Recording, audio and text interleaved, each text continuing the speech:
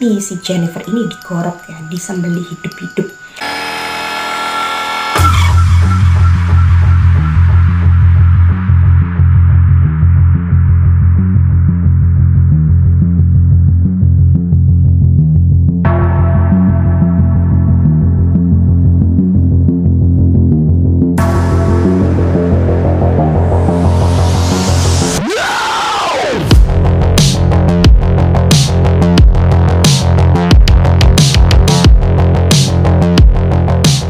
Halo, assalamualaikum semuanya, kembali lagi di channel aku, Abis Creepy Zone. Di video kali ini kita akan bahas tentang sebuah kasus penculikan yang cukup jarang terjadi. Kenapa jarang terjadi? Karena si pelaku penculiknya ini ditemukan atau ditangkap setelah 19 tahun kemudian. Waktu yang cukup lama ya untuk menemukan atau menangkap si pelakunya. Jadi kisah ini berawal pada musim panas tahun 1990 di kota Dickinson, Texas, Amerika Serikat. Jadi kota Dickinson, Texas ini merupakan sebuah kota kecil yang berada di pinggiran kota Texas, Amerika Serikat. Tinggallah sebuah keluarga di mana seorang single mom atau single mother bersama seorang putrinya. Jadi ibunya ini bernama Ellen Schwartz dan putrinya bernama Jennifer Schwartz yang pada waktu itu masih berusia 8 tahun. Ya, pada umumnya seperti anak-anak pada umumnya, si Jennifer Schwartz ini akan takut dengan kegelapan dan tidur sendirian. Tapi pada sebelum malam kejadiannya, si ibu dari Jennifer Schwartz menyuruh putrinya untuk tidur sendirian dikarenakan ibunya harus bekerja pada pagi hari dan berangkat lebih awal ya. Dan pada keesokan paginya, yaitu di hari Jumat pagi, ketika ibunya akan membangunkan putrinya si Jennifer Schwartz, ibunya menemukan sebuah kejanggalan, sebuah keanehan. Ia melihat jendela kamar terbuka lebar dan melihat putrinya sudah tidak ada di kamarnya. Lalu merasa ada yang janggal dengan terbukanya jendela yang lebar di pagi hari dan putrinya tidak ada di kamarnya.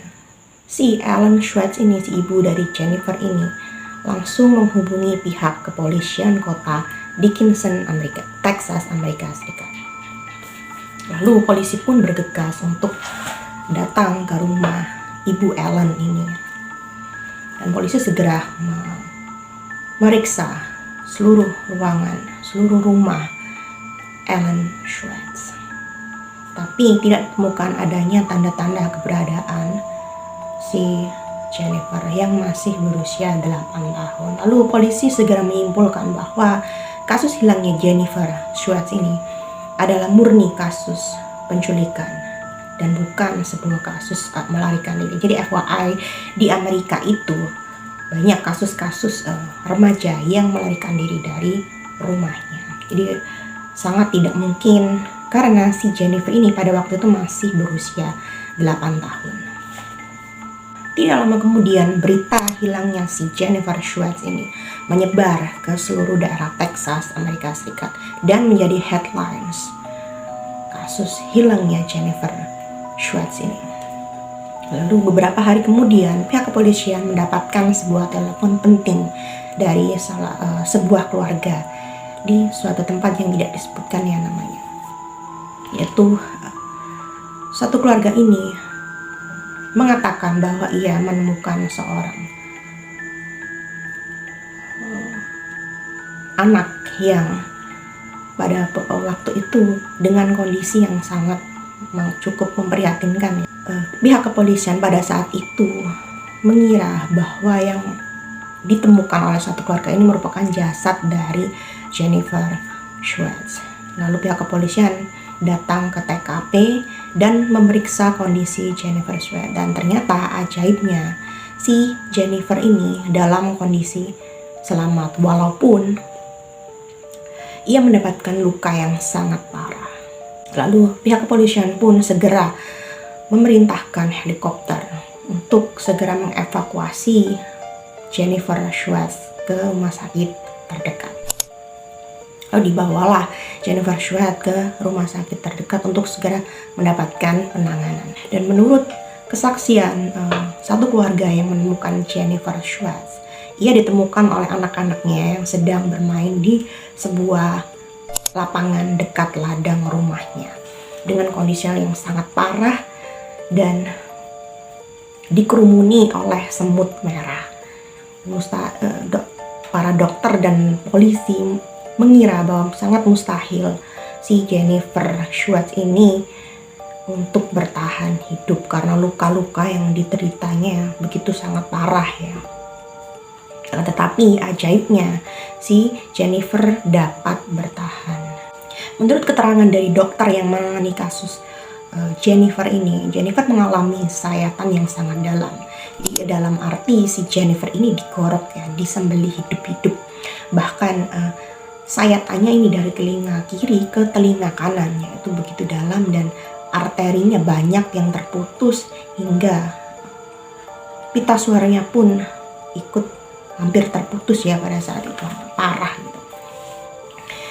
Dan setelah divisum, ternyata si Jennifer Schwartz ini juga mengalami kekerasan dan juga mengalami pelecehan seksual atau pemerkosaan. Jadi, sangat parah ya. Dan dokter pun bahkan mengatakan kemungkinan besar jika Jennifer bisa selamat, ia tidak akan dapat menggunakan suaranya kembali seperti sedia kala. Dan akan tetapi mukjizat pun terjadi kepada si Jennifer. Jennifer setelah menjalani operasi, ia ternyata bisa kembali pulih secara perlahan. Pada saat itu si penculiknya ini sedang memakai baju polisi, sedang berpura-pura untuk menjadi polisi, sehingga menyebabkan si Jennifer ini trauma terhadap orang yang memakai seragam kepolisian. Dan ia pun trauma terhadap semua laki-laki yang ada di ruangan itu, termasuk dokternya. Jadi semua yang menangani kasus Jennifer ini adalah dokter perempuan, perawat perempuan, dan juga polisi wanita.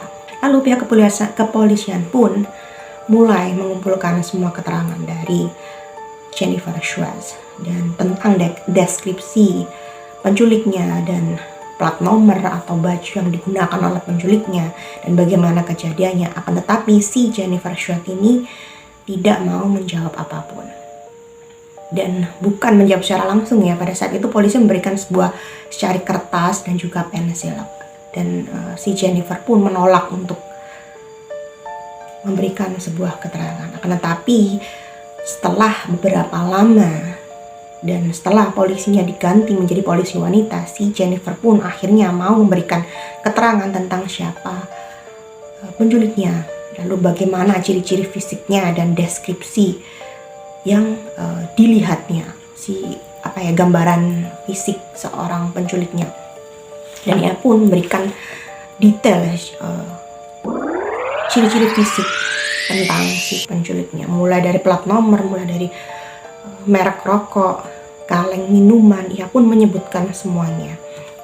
Lalu si Jennifer pun mulai menuliskan bahwa ketika ia sedang tidur di kamar, ia tiba-tiba terbangun di gendongan si penculiknya. Si penculiknya ini dalam keadaan telah berlari sambil menggendong tubuh si Jennifer menuju ke mobilnya.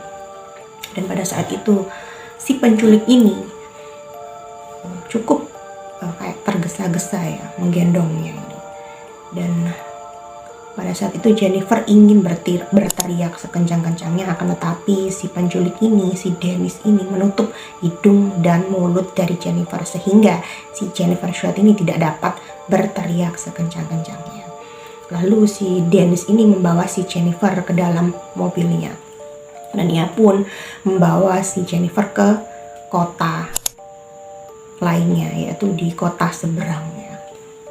Dan untuk membuat si Jennifer ini tidak panik ya, untuk namanya anak kecil ya, mungkin pada saat itu panik atau takut. Jadi si penculik ini bilang, Aku adalah seorang polisi yang menyamar.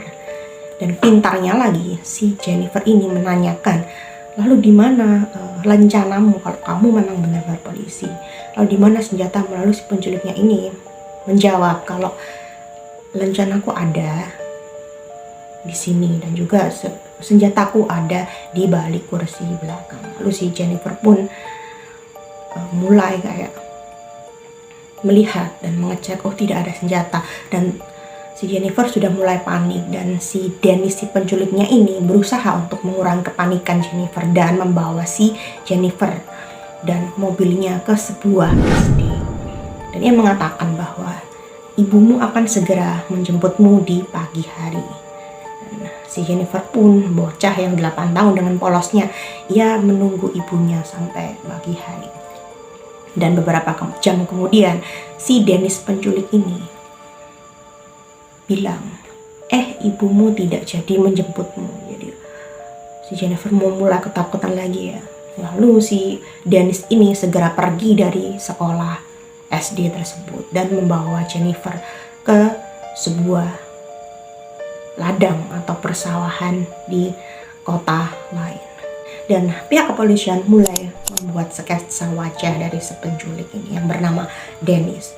Dan mungkin pada saat itu semua alat-alat masih belum secanggih pada zaman ini. Jadi hasilnya pun nihil, walaupun semua berita dan sketsa si Dennis ini tersebar di koran dan pertelevisian. Namun hasilnya pun nihil. Dan itu membuat si Jennifer ini berkecil hati dan sangat marah besar. Lalu beberapa bulan kemudian si Jennifer ini mulai pulih dan dengan penuh keajaiban suara dari Jennifer Schwartz ini mulai kembali normal. Jadi pembuluh darah arterinya ini mulai menyambung dan pita suaranya pun mulai menyambung dengan baik. Dan ia pun sudah mulai berbicara dengan normal walaupun pelan-pelan ya proses penyembuhannya. Dan ia pun sudah boleh untuk pulang dan menjalani aktivitas dengan normal. Jadi ia pun mulai bersekolah kembali, bertemu dengan ibunya di rumah. Namun ada satu hal yang membuat Jennifer ini takut ya dan masih trauma, karena si penculiknya ini masih belum tertangkap. Bahkan pihak kepolisian kota Dickinson pun cukup frustasi ya dan putus asa atas kasus penculikan si Jennifer Schwartz yang tidak segera menemukan titik terang. Dan semua doa dan harapan si Jennifer Schwartz ini membuahkan hasil, walaupun setelah 19 tahun lamanya akhirnya berdasarkan DNA, karena zaman sudah mulai maju dan tes DNA pun sudah mulai ada. Jadi mempermudah pihak kepolisian untuk melacak sisa-sisa DNA yang ada pada pakaian Jennifer Schwartz. Lalu di tanggal 22 September tahun 2009 pukul 2.30 dini hari, polisi mendapatkan kabar bahwa hasil tes DNA sudah keluar. Dan sampel yang diambil dari sisa-sisa baju yang tertinggal pada saat itu, baju si Jennifer ya, sangat cocok dengan DNA seorang pria yang bernama Dennis Earl Bradford. Jadi pertanyaannya, siapa sih si Dennis Earl Bradford ini? Jadi si Dennis Earl Bradford ini pria dari Arkansas yang pada saat itu masih berusia 39 tahun ya. Yang ternyata si Dennis ini baru keluar 6 bulan, baru keluar dari penjara dengan kasus yang sama. Penyerangan secara fisik dan juga kekerasan seksual terhadap wanita di sebuah bar. Dan parahnya lagi, setelah 7 tahun kasus penculikan pertama si Dennis ini terjerat kasus lagi, kasus yang sama seperti kasus Jennifer. Jadi ia kembali mengulangi dengan pola yang sama dengan wanita yang berbeda, yaitu mencekik dan menggorok si wanita tersebut. Gila nih si Dennis ya. Dan juga kasus penyerangan seksual. Lalu gimana sih caranya polisi mendapatkan DNA dari si Dennis ini? Karena kejahatannya selama ini kan tertutup rapat ya, selama 19 tahun lamanya. Jadi polisi mengumpulkan sampel DNA Dennis dan memasukkan ke dalam database atas 2 kasus penculikan yang tadi, setelah kasus penculikannya si Jennifer. Dan hasilnya setelah dicocokkan dengan kasus penculikan si Jennifer ini, dan disitulah si Dennis ini data-datanya mulai terungkap dan mulai muncul di komputer. Dan di sini ada video interogasi si Dennis dan pengakuannya kepada pihak kepolisian. Dan anehnya di rekaman ini si Dennis terlihat kayak menangis dan menyesali perbuatannya.